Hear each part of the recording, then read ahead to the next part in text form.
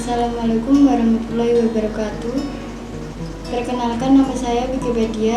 Saya semester 2. Saya dari LPM 8. Di sini saya akan membedah buku yang berjudul Dokter yang Dirindukan.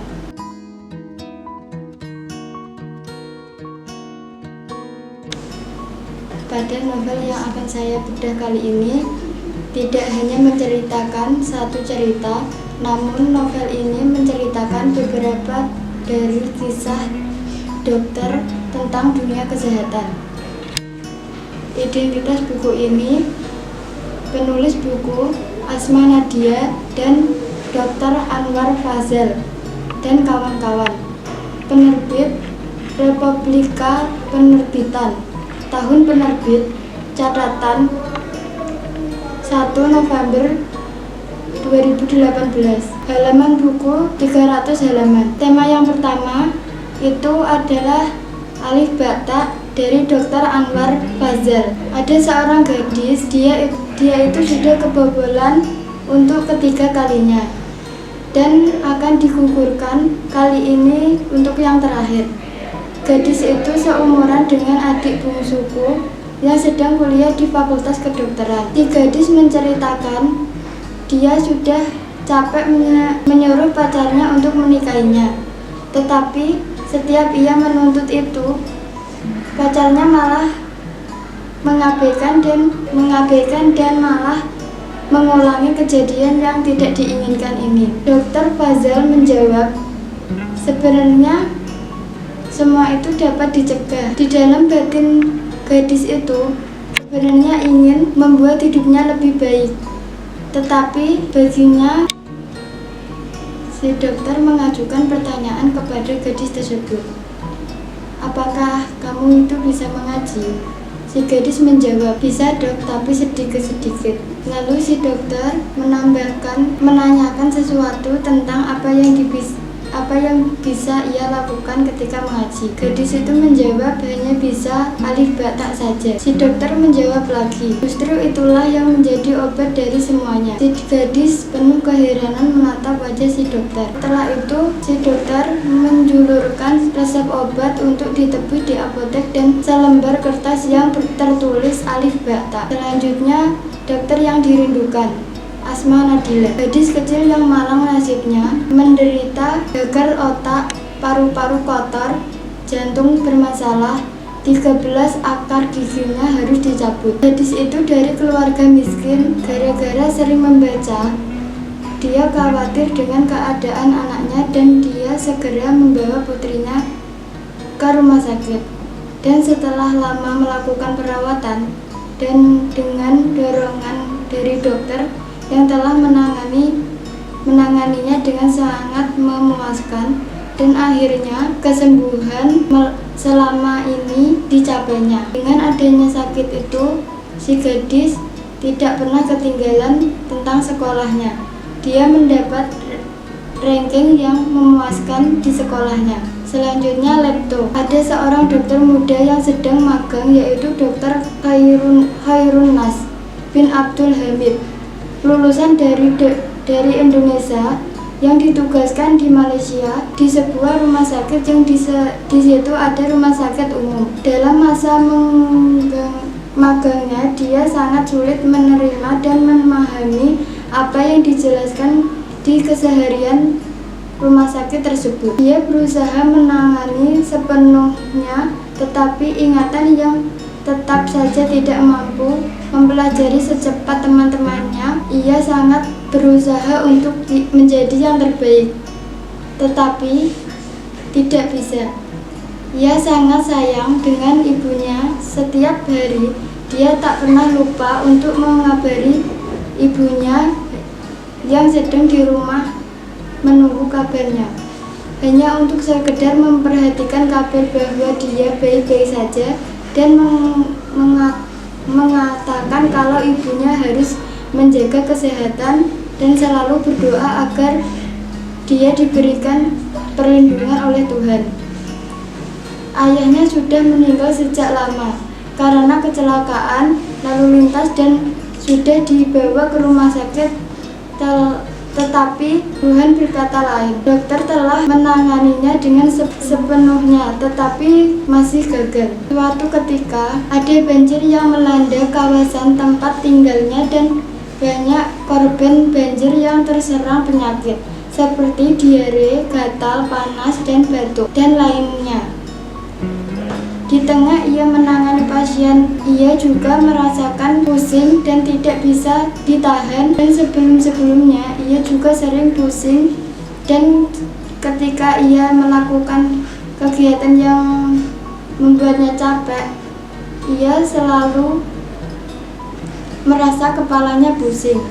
Ketika ia menangani pasien yang ada di korban banjir, kakinya terkena tusukan paku dan akhirnya ia mencabut paku itu hingga kakinya berdarah.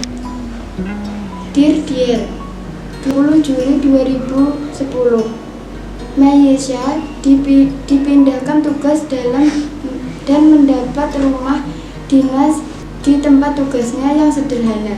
Rumah ini akan menjadi tempat tinggalnya selama 2 tahun ke depan. Dan dia juga mendapatkan teman yang sangat asik, diajak cerita dan berusaha menjadi teman yang terbaik, yang memudahkan perjalanannya di situ dan mendapat pengalaman yang tak bisa diungkapkan. Tanggal 16 Agustus 2010, Mayesha merasa sendiri karena tak ada yang bisa menelpon pada saat jam segini. Perutnya sudah lapar dari jam 12 kemarin. Dia tidak makan sampai saat ini. Berat badannya menurun 3 kilo karena menangani 76 pasien. Setelah sholat Isya, datanglah berpuluh-puluh pasien masuk ke rumah sakit ini.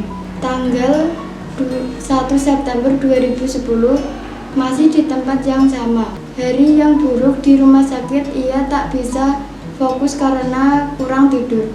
Tempat kerjanya itu lebih senang menolong pasien miskin baginya.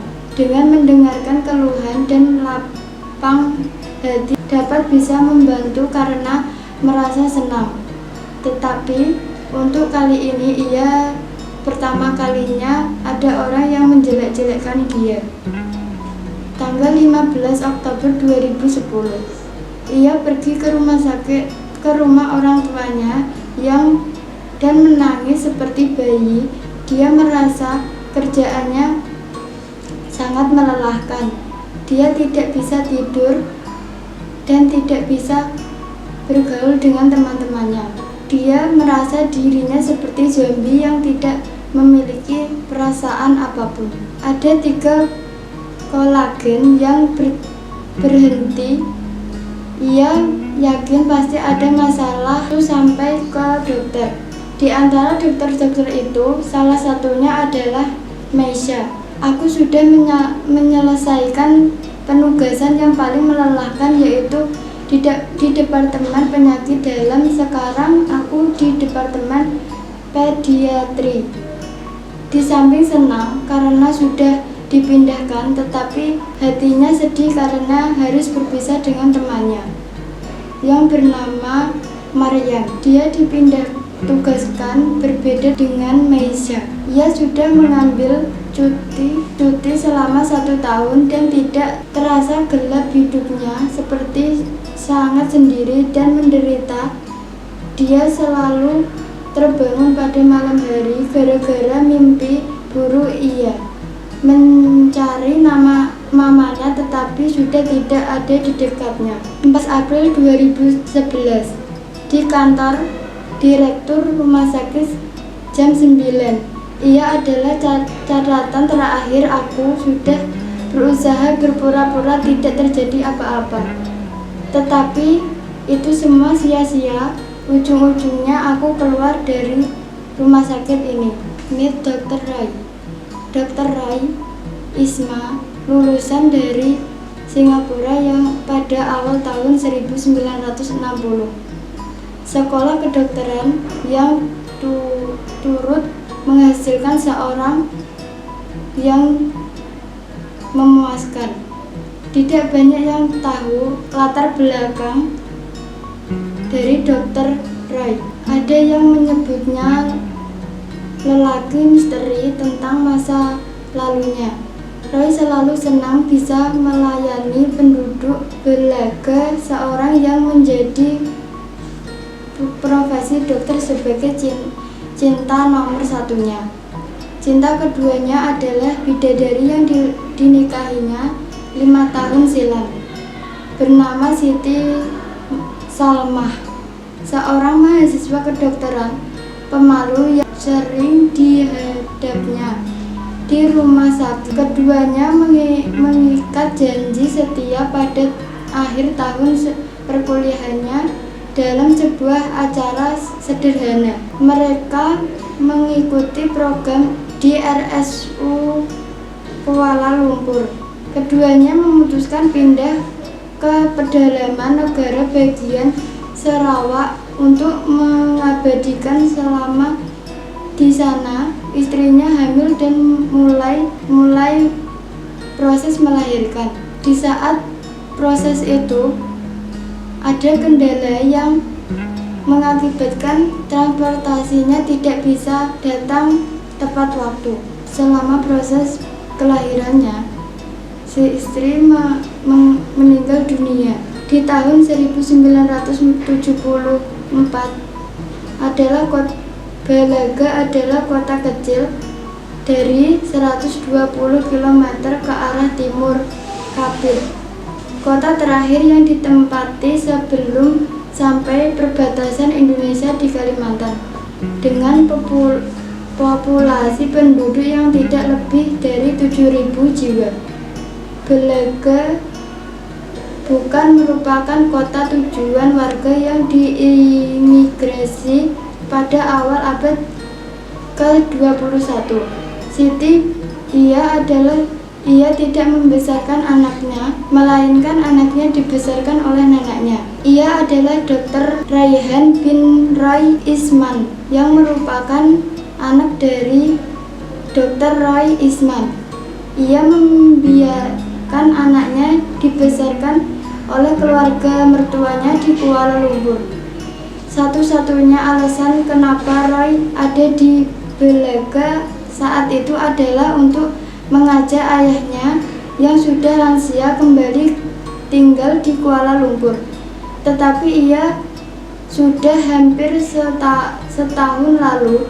Saat ini sepertinya ia sudah putus asa mengajak ayahnya kembali ke sana. Di hadapannya seorang wanita muda dari Suki yang sedang hamil dan dengan kasus persalinan prematur menjelang usia kehamilan minggu ke-37. Ia mengalami prolagen labor dan janinnya dalam bahaya. Persis seperti ini yang dokter saat dilahirkan.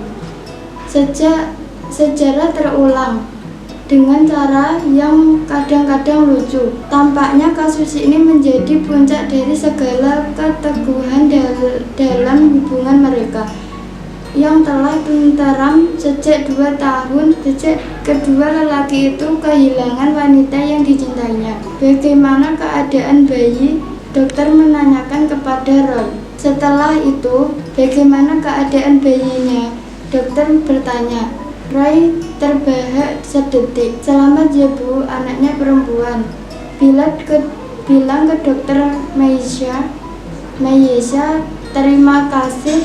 Kami rasa Siti Salma akan baik-baik saja. Raihan tersenyum.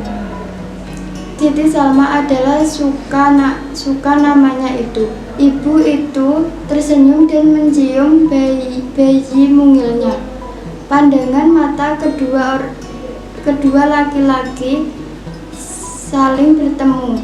Meski dalam momen singkat, perasaan saling menghormati antara bapak dan anak itu dapat dirasakan oleh semua orang. Kamu memberikan kekuatan dan keyakinan pada saat terakhir.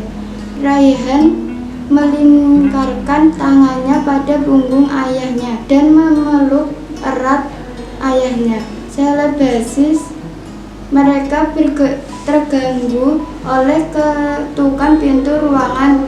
Seorang petugas medis melongokkan kepala dari celah pintu. "Maaf dok, kami sudah menerima satu panggilan darurat. Terjadi kecelakaan dekat pabrik kayu balok. Mereka sedang mengirim 2 korban ke sini." Raihan memandang ayahnya. "Nak, mari kita lihat keajaiban apalagi yang bisa kita lakukan." Lalu di depan Dokter Raihan, Rai mempersilahkan dengan rasa bangga. Raihan tersenyum dan melangkah ke depan di depan menuju gawat darurat. Rai menghentikan langkahnya sejenak. Ia memutar badannya setelah ranjang operasi yang di depannya tengah lewat. Bintang yang diceritakan oleh Azaz. Selama semalam, sejak pukul 8 malam, ia tidak tidur dan tidak memegang ponselnya. Dia masih bersyukur keadaannya karena dia masih bisa melakukan sholat isya. Tetapi paginya ia mengambil ponselnya dan berusaha membukanya. Setelah membukanya, ia teringat harus melakukan sholat subuh. Dan ia berwudu, mengambil mushaf dan sholat subuh. Dan setelah sholat subuh, ia membaca surat Al-Mulk. Sebelum membaca, ia sudah dipanggil oleh kawannya, yaitu Kak Mai. Karena ada salah satu keluarga pasien yang terdiam dan merenung melihat anaknya yang sedang sakit. Karena sakit, keluarga pasien menggunakan mukena dan tidak. Ketika kami sedang memanggilnya, dia tidak menjawab. Dia mengabaikan panggilannya dan terus terdiam di tempat itu. Kak Mai memanggilnya karena dekat dengan si pasien dan memintaku untuk berusaha berbincang-bincang kepada ibu yang ada di ruangan itu. Setelah Mai bersama dengan Dokter Mayesa, dia bertemu dengan temannya, yaitu Kak Mai yang berusaha bersama Kak Mira dan menemui ibu tersebut. Sebelum menemui dokter, saya berusaha meyakinkan diri bahwa ia adalah benar-benar ibu pasien. Anak yang dirawat itu sudah tinggal selama 1 bulan di bangsal itu. Dokter Mayesa menemui ibu pasien dan berusaha membuka percakapan dan meminta izin untuk duduk di sampingnya. Setelah itu ibu bercerita tentang anaknya yang suka melihat bintang pantai bersama dengan sang ibu. Lalu saya ingat bahwa anak itu suka melihat bintang di pinggir pantai. Anak itu bernama Irfan.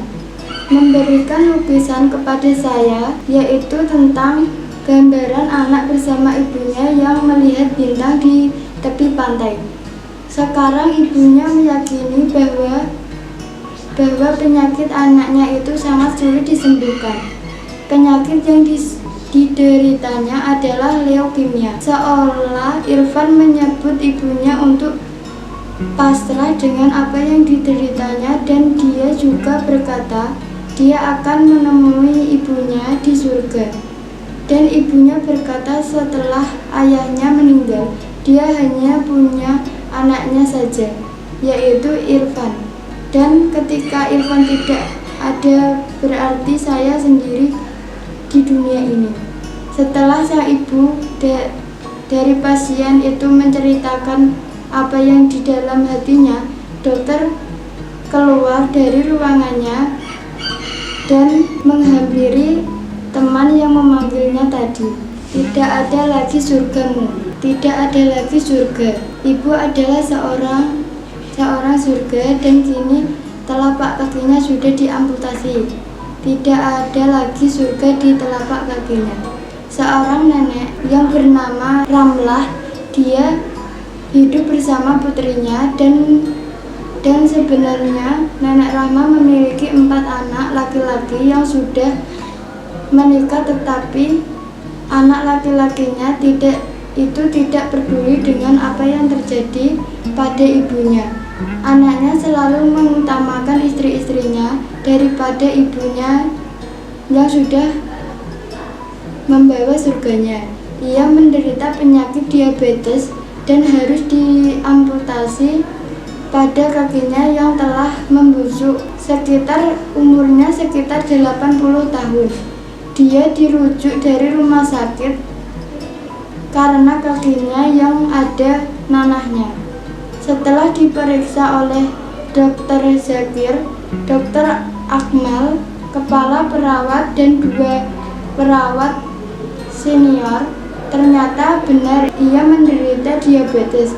Ketika tahap-tahap tes dilakukan dan teliti dengan para dokter, perawat mengusulkan agar ibu tersebut diamputasi.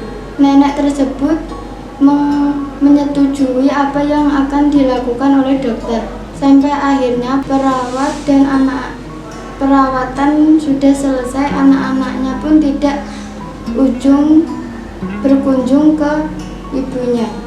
Selanjutnya selfie dari Anwar Fazal, seorang dokter yang dipindah tugaskan ke rumah sakit di Kuala Lumpur bersama seorang teman dokternya.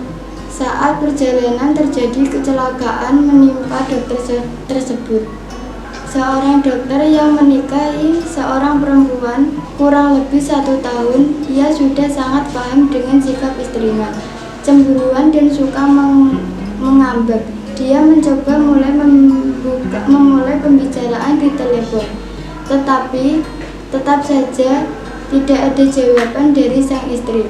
Lalu ia memulai menjelaskan kenapa rencana dinner kali ini harus dibatalkan, dan masih belum puas dengan semua, ia menceritakan semua pasien kepada sang istri. Dengan seiringnya waktu, sampai istrinya yang biasa disebut dengan panggilan sayang mulai tertawa, tetapi masih malu-malu untuk memperlihatkan di depan suaminya. Di tengah pembicaraannya di telepon, sang suami mematikan telepon karena ia melihat seorang wanita tengah separuh baya dan anaknya berada di pinggir jalan yang mobilnya sedang mogok. Lalu ia menolong ibu dan anaknya itu, menawarkan tumpangan kepada ibu dan anak tersebut. Ibu-ibu di pinggiran jalan itu tadi mengiyakan ajakan dan untuk tumpangan yang ditawarkan. Dia kemudian melanjutkan dari 75 km yang tersisa bersama 2 penumpang baru. Suasana awalnya sangat senyap. Dengan seiringnya waktu, perubahan semakin ramai ketika ia mulai mengajak ibunya mengobrol karena jarak usia keduanya ternyata berbeda jauh. Wanita itu meminta tetap dipanggil Makcik. Di luar dugaan, ternyata Makcik tersebut sekampung dengan kampungnya. Makcik bertanya kepada kalian terakhir pulang kapan? Lalu ia menjawab, sudah lama sekali nggak pulang, Makcik. Karena kalau nggak salah ingat, terakhir kali itu waktu saya kelas 3 SMA. Dia bertanya lagi, dan benar yang ketika mereka sedang asik mengobrol, telepon genggamnya berdering ketika kiriman pesan dari istrinya meminta bukti kalau dia bukan sekedar mengarang cerita. Akhirnya ia memutuskan untuk selfie bersama dengan ibu dan anak yang diajak tadi, untuk sebagai bukti bahwa dia tidak berbohong, tetapi dia berkata kepada makcik itu untuk ini foto sebagai kenang-kenangan bahwa pernah ketemu. Selang beberapa waktu, Dr. Adli berusaha membangunkannya dan sedikit demi sedikit ia mulai membuka matanya dan Dr. Adli mengucap selamat kepadanya. Ia masih dalam keadaan lemas, belum bisa menggerakkan kepala untuk melihat ke arah suara yang dikenalnya karena leher terpasang semacam alat untuk menghindari cedera dalam lehernya. Setelah hampir setengah sadar, ia bertanya kepada Dr. Adli tentang wanita separuh baya dan anaknya yang tengah bersama di mobilnya. Ia berusaha menjelaskan apa yang sebelumnya terjadi.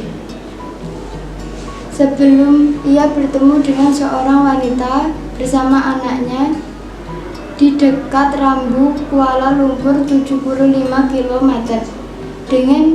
dan dia memberikan tumpangan kepada anak dan ibu tadi karena mobilnya ditumpanginya itu macet. Setelah bersama di mobil, kami melakukan foto bersama untuk bukti kepada istriku. Dari penjelasannya, Dr. Adli menceritakan kisah yang sering terjadi di kilometer 75 itu. Ternyata ia ditampaki oleh penampakan yang selalu mengganggu warga sekitar. Seorang dokter yang bekerja di rumah sakit yang tengah menangani pasien dalam proses persalinan. Pasien tersebut tidak mendengarkan saran yang diberikan dokter tersebut. Merasa tidak didengarkan, jantungnya yang cepat sebelumnya seperti berhenti tiba-tiba karena takut tidak bisa kehamilannya diselamatkan. Menanti Superman. Tanggal 20 Desember 2014, usia genap 26 tahun. Dalam karirnya telah membuatnya lupa usia dan tidak lagi belia. Lupa memerlukan laki-laki untuk dijadikan pendamping. Lupa pernah jatuh cinta dan luka dirinya adalah seorang dokter parah. Orang tuanya selalu menuntutnya agar cepat mencari jodoh. Orang tuanya tak mengetahui masa lalunya yang pahit, yang ditinggalkan oleh mantan kekasihnya untuk bersama perempuan lain. Kelebihan novel ini adalah banyaknya variasi cerita dan membuat pembaca tidak bosan. Kekurangan dari novel ini yaitu tidak bisa fokus dalam satu cerita karena banyak cerita dalam novel ini. Sekian bedah buku kali ini. Apabila ada yang ditanyakan bisa komentar di bawah ini. Terima kasih. Wassalamualaikum warahmatullahi wabarakatuh.